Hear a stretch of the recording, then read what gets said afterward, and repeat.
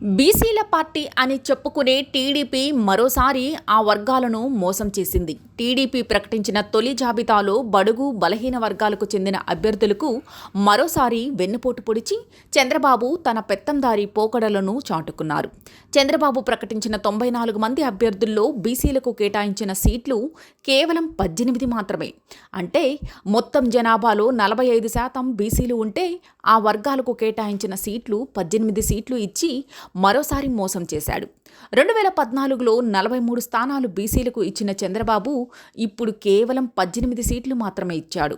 బీసీల తోకలు కత్తిరిస్తానన్న మాటను నిజం చేసి చూపించాడు.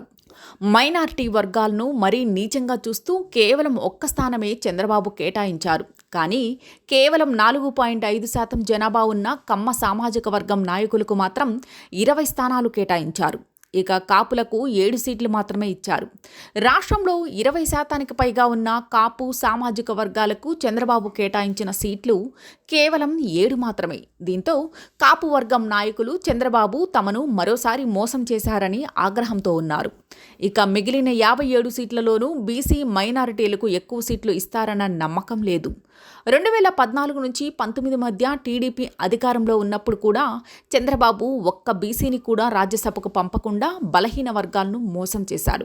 కేవలం అగ్రవర్ణాలు, అందులోనూ తన సామాజిక వర్గం వారిని రాజ్యసభకు పంపారు. తొలి జాబితా అభ్యర్థుల ప్రకటనపై తెలుగుదేశంలో అసమ్మతి బగ్గుమంటోంది.